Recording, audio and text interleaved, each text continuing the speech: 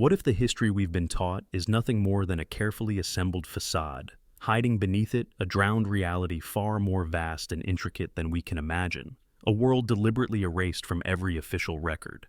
Picture this for a moment, a civilization where the heavens weren't crossed by metal tubes carrying a few hundred passengers, but by genuine floating palaces, actual cities in the sky, a world where beings of tremendous stature walked alongside people of ordinary height. And this wasn't mythology. A world where technological advancement didn't just match our own achievements, but potentially exceeded them in ways we're only beginning to rediscover.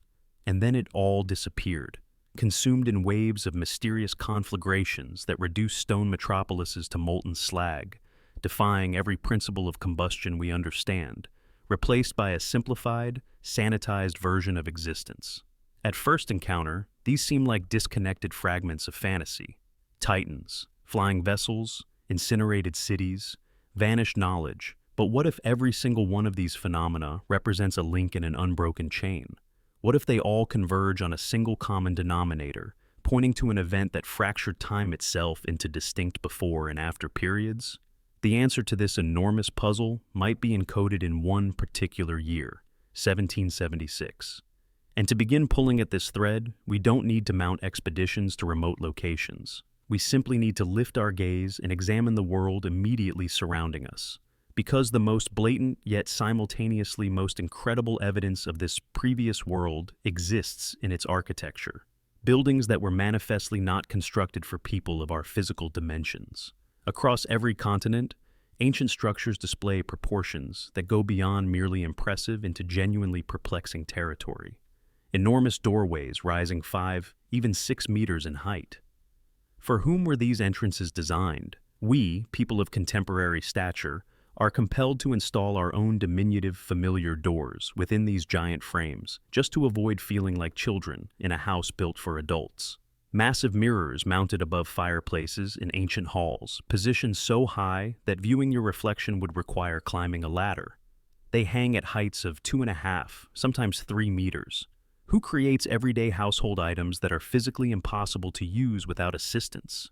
It makes no sense to construct a dwelling with door handles you cannot reach without effort. This isn't about stylistic preference or architectural trends. This is fundamental logic and functionality that mainstream history would prefer we not examine too closely. And the evidence extends far beyond buildings. Traces of this civilization surround us constantly. Enormous books that cannot be lifted by a single person. Helmets and swords apparently forged for warriors of legendary proportions. Massive firearms. And even typewriters of extraordinary size. These objects aren't isolated oddities, but numerous pieces of physical evidence pointing toward the existence of a people whose bodily measurements differed dramatically from our own. The discovery of abnormally large human skeletal remains isn't some recent invention either. Even Peter the Great, in his decree dated February 13, 1719, commanded the collection and presentation to the court of human or animal bones, unlike those we possess now, but extraordinarily large or small compared to ordinary specimens.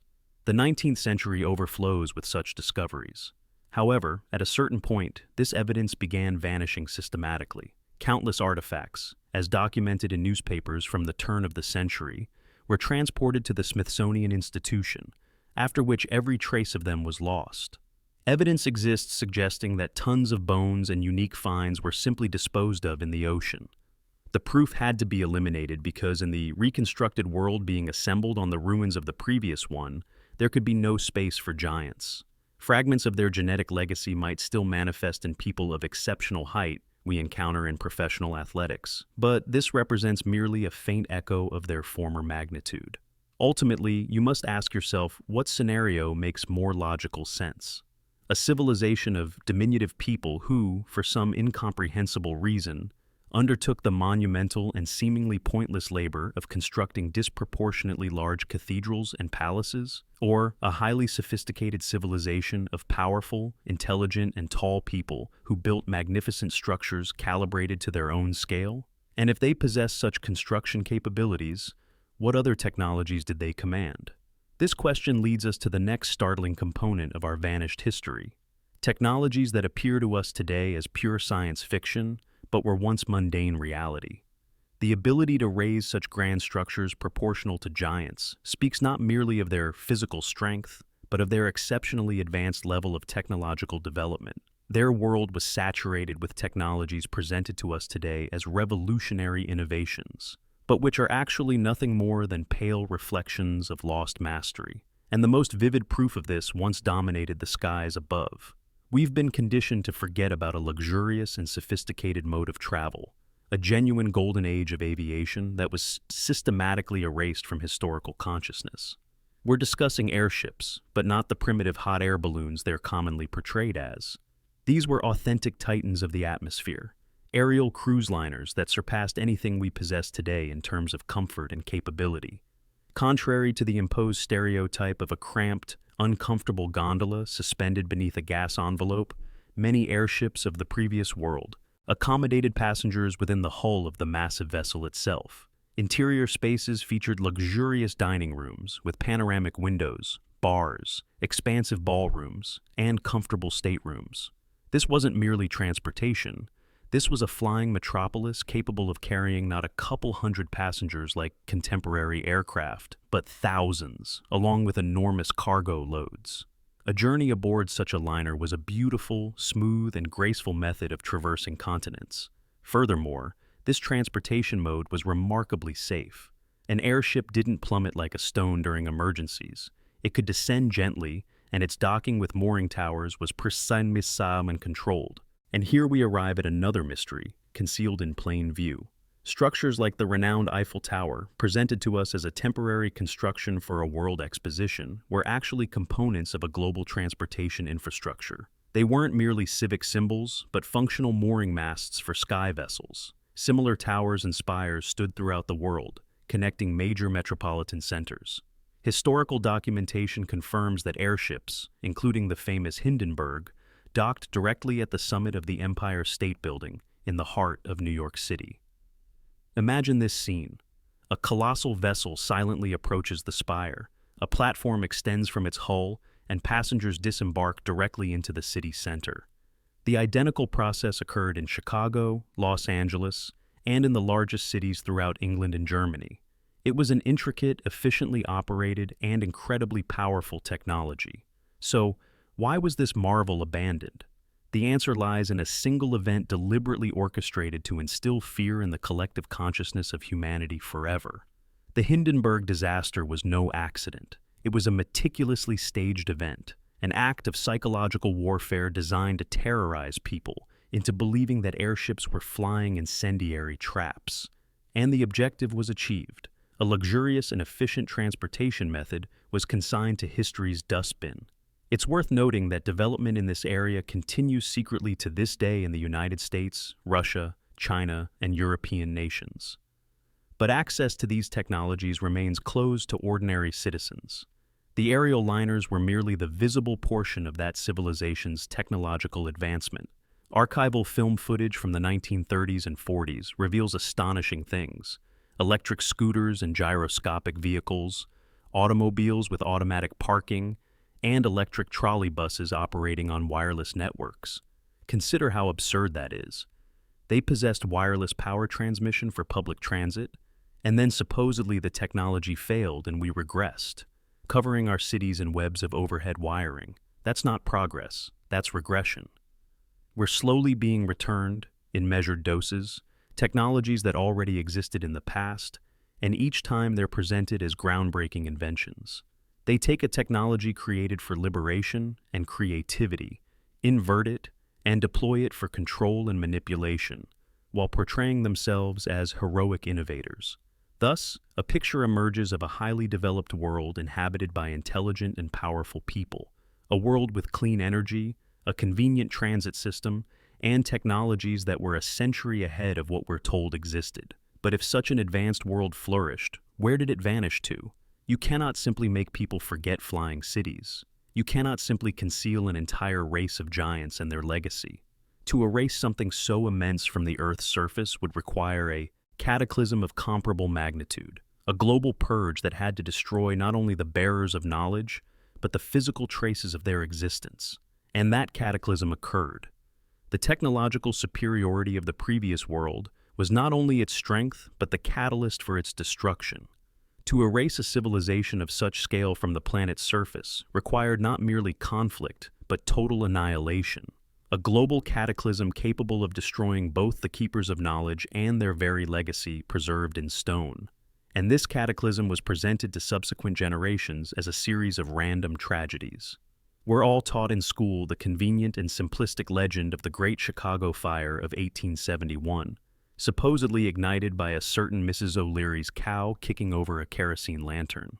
This childish narrative was meant to explain how one of the largest and most technologically advanced cities of its era burned completely to the ground. But this represents just one incident, the most famous deception in a sequence of events that were, in essence, a coordinated program to remake the world. One need only investigate slightly deeper to discover that Chicago was not an isolated case. It was part of a firestorm that swept across the planet throughout the 19th century. City after city, metropolis after metropolis, from Boston and Seattle to Moscow and St. Petersburg, were consumed by strange and inexplicably destructive conflagrations. Official history attempts to convince us that these were cities of wooden slums and matchstick construction, but that's demonstrably false.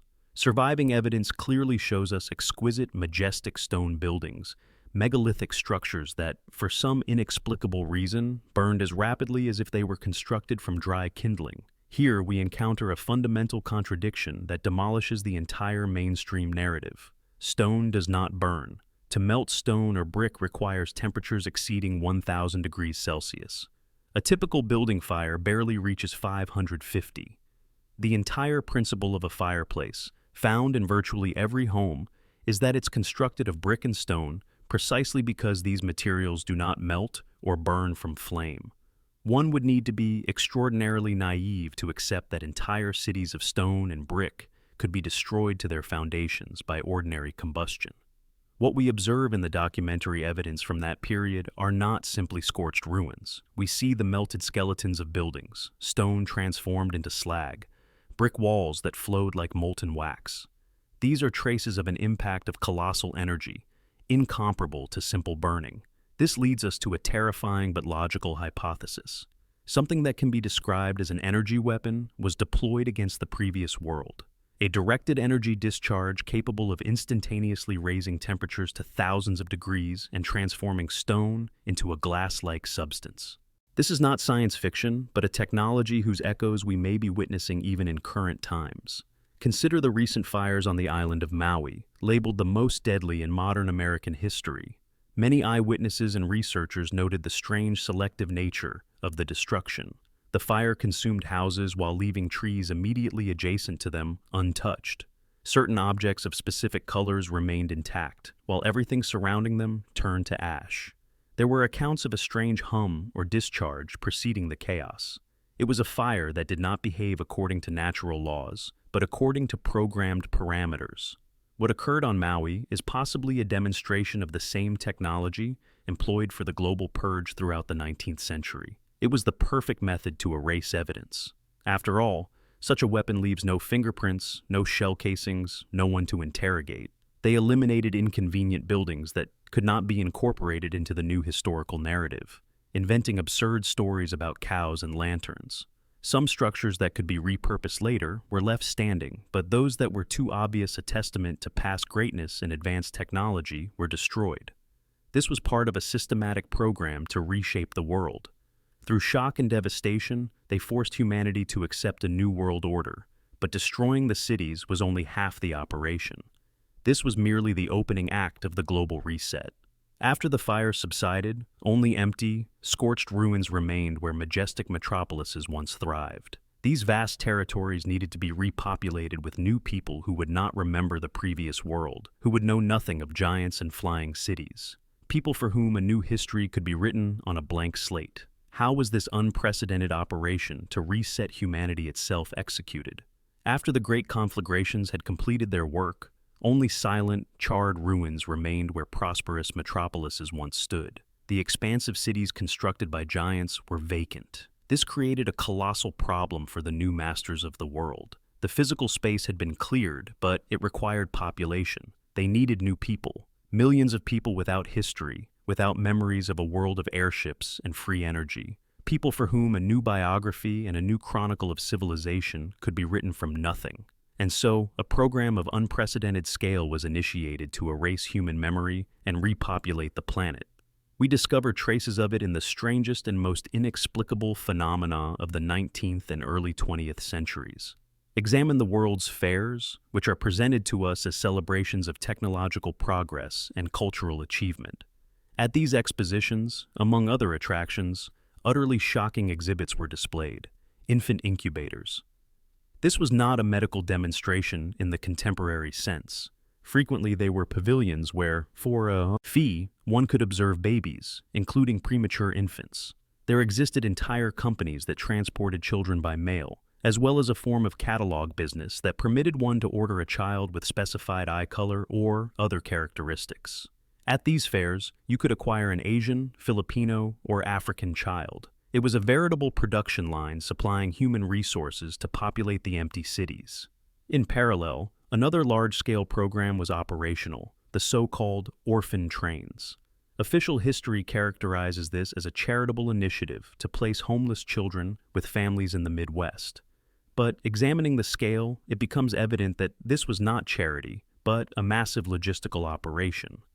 Trains carrying thousands of children of unknown origin traversing the country, distributing them to new homes. These children were the ideal candidates for the role of new citizens. They remembered nothing of their parents or the world they were born into. They were blank slates on which any narrative could be written. But it was insufficient to simply populate the cities with new people. It was necessary to install a new program in their consciousness, a new operating system for reality. And this mechanism was created and implemented with astonishing efficiency. It was during this period that John D. Rockefeller emerged with his General Education Board. A system of public education was established that rapidly encompassed all strata of society. Its stated objective was enlightenment, but its true purpose was entirely different. It was the most massive consciousness programming operation in human history.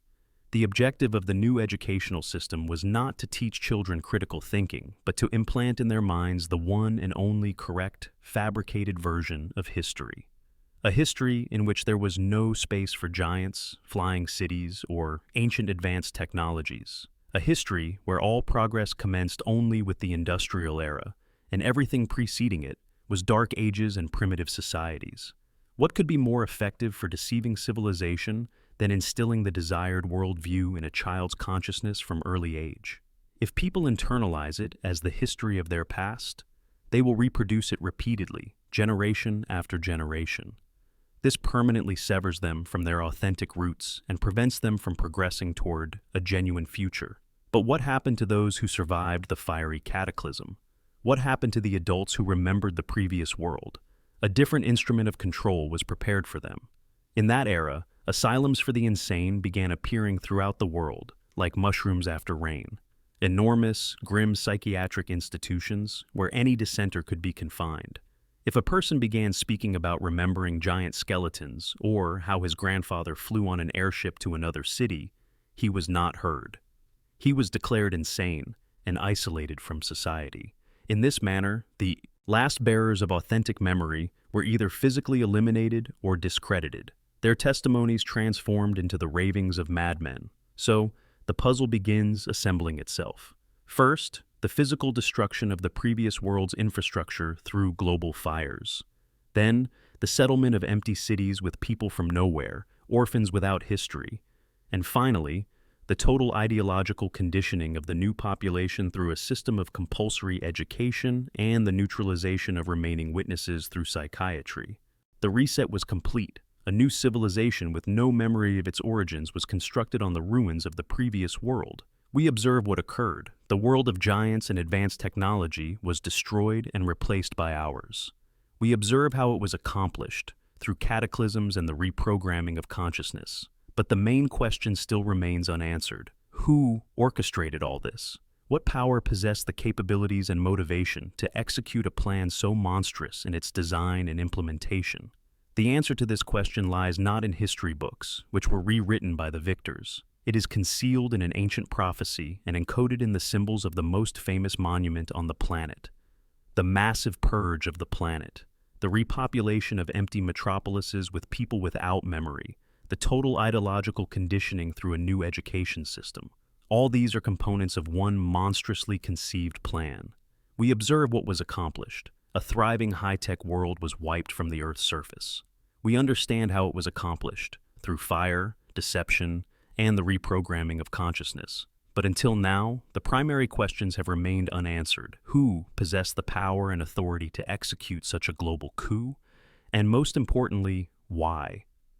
The answer to this question takes us beyond the boundaries of conventional history and compels us to turn to sources that are considered not historical, but prophetic.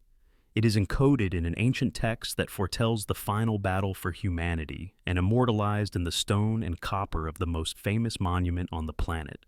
The 20th chapter of the Book of Revelation describes a pivotal moment in the cosmic drama. After a great battle, an angel descends from heaven, seizes the dragon, that ancient serpent who is the devil and Satan, binds him with a chain, and casts him into the abyss for 1,000 years so that he could not deceive the nations anymore. During this period, a 1,000-year reign of peace and righteousness is established on earth.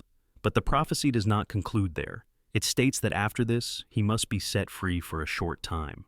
At the end of the 1,000 years, Satan will be released from his prison to go out and deceive the nations once more. Now, let's suppose for a moment that this prophecy is not about a distant future, but about our recent past. What if that 1,000-year reign was actually the lost golden age, a world of harmony, a world of giants and ordinary people, a world of free energy and skyliners, an era that was so thoroughly erased from our memory? And if that is accurate, then we are living not before but after this reign. We are living in that very short time, that brief season for which the ancient adversary was released from the abyss. And everything we observe around us, the lies, the manipulation, the concealment of technology, the rewritten history, is the very deception of the nations that the text warned about. If an event of such universal magnitude occurred, the release of humanity's chief adversary, would it have gone unmarked? The victor in such a cosmic conflict would not humbly retreat into shadows. He would erect a monument to his victory, a trophy that would proclaim to the entire world the dawn of his era, his freedom. And that monument stands. Everyone knows it. It is the Statue of Liberty. We are told it is a gift from the French people to the American people, a symbol of friendship and democracy. But let's examine more closely its true encoded symbolism. Its official name is Liberty Enlightening the World. Let's recall that one of Satan's names is Lucifer, which in Latin means light bearer. Biblical texts explicitly warn that the adversary can disguise himself as an angel of light to deceive people with his false illumination, false knowledge, and false freedom. The torch in the statue's hand is not the light of truth. It is the light of Lucifer, enlightening the world with his new order. And now, let's examine her feet. There at the base of the statue lie broken chains. The official version states this symbolizes liberation from slavery and tyranny. But in the context of the prophecy, this symbol takes on a far more sinister meaning. It is a literal illustration of release from the abyss. These are the broken chains that bound the ancient serpent for 1,000 years.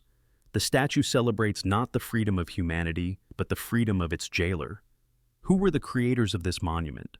The sculptor, Auguste Bartholdi, like many others involved in the project, were high-ranking members of Masonic lodges.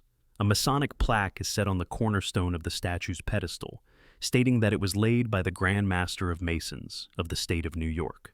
In the esoteric teachings that permeate higher Masonic philosophy, Lucifer is often viewed not as absolute evil, but as the bearer of forbidden knowledge and the liberator of humanity from ignorance. For them, enlightening the world has a very specific meaning. Moreover, the statue's appearance bears a striking resemblance to certain classic works of art on the same theme. Consider the painting by Thomas Stothard, Satan Summoning His Legions. The pose, the crown of rays, the overall commanding presence. The similarity is unmistakable. Or examine John Martin's painting Pandemonium depicting the capital of hell. Here, too, we observe motifs that were later embodied in the New York monument. These are not random coincidences, but links in a single iconographic chain. So, it all converges. The name alluding to Lucifer, the torch of false light, the broken chains symbolizing the end of confinement, the Masonic creators who imbued it with their sacred meaning. If the Statue of Liberty is indeed a monument celebrating the release of Satan and the beginning of his short season of rule on earth, then the date she holds in her hands ceases to be merely the date of the signing of the Declaration of Independence. It becomes a starting point, the 0 hour of a new era. And this allows us not only to understand when this period of deception began, but also to make a frighteningly precise prediction about when it might conclude. If the Statue of Liberty is not a symbol of hope, but a monumental trophy proclaiming the release of an ancient evil, then it is not merely a monument, but a giant cosmic clock. And the date inscribed on the tablet in her hand is not simply a historical reference. It is a starting point. The 0 hour of a new era initiated at midnight on July 4th, 1776. It is from this date that the countdown of that short time allotted for the deception of the nations begins. But what is its duration? The prophecy provides us a clue. The author uses a term that in some translations sounds like a short season. And what is a season? In our usual understanding, a season is 1/4 of a whole year. It is logical to assume that this principle holds true on a cosmic scale as well. If the full reign lasted 1,000 years, then a short season should be 1/4 of that period. Now let's perform a simple but chilling calculation. 1,000 years divided by 4 gives us 250 years. This is the duration of that short time for which the ancient serpent was released from the abyss. Now, let's take the starting date inscribed on the monument of his release, 1776, and let's add the duration of his reign to it, 1776 plus 250. The result is 2026. All of our history as we know it fits into this short span of time. Now everything falls into place. The destruction of the previous world, which we tentatively call Tartaria, was not an event of ancient history. It was the first and foremost task of the new power that came into its own at the end of the 18th century. It was necessary to erase all memories of the previous 1,000-year reign, to destroy its bearers, its technologies, and its architecture. The great fires of the 19th century were no accident, but a deliberate scorched earth policy, clearing the territory before new construction. Then came the second stage, the creation of a new humanity. Programs like the orphan trains and the infant incubator production lines were not humanitarian missions, but projects to populate empty cities with people without roots or memory. And the system of universal public education, created during the same period, became the perfect tool for programming a new fabricated matrix of reality into their minds. All dissenters, all who still remembered the truth, were isolated in psychiatric hospitals, their testimonies dismissed as the ravings of madmen. Millions of followers of the new power, be they entertainment figures, politicians, or oligarchs, took up key positions in this new system, built on the ruins of the previous world. All of this is not a chaotic series of events, but a clearly executed plan launched in 1776. And if this calculation is correct, then we are living in the most unique and most dangerous of times. We are the generation standing on the threshold of the end of this short season. The allotted time is running out. The cosmic lease expires in 2026. All the chaos, all the tension, all the inexplicable events we are witnessing in the world today may not be mere coincidence, but the death throes of a system, the final convulsions of a power that knows its time is expiring. This is its last desperate attempt to maintain control and drag as many souls as possible into the abyss with it. This theory is not simply a collection of facts. It is a lens through which all of our known history and current events suddenly fall into a single logical and terrifying picture. It explains why our world is saturated with lies, why technologies are concealed from us, why we have lost connection with our authentic past. We are living in the final scenes of a grand drama. The countdown has begun. And the main question everyone must ask themselves is, if this theory is correct and his reign has only a year remaining, what happens next? And that is all for today. Until next time.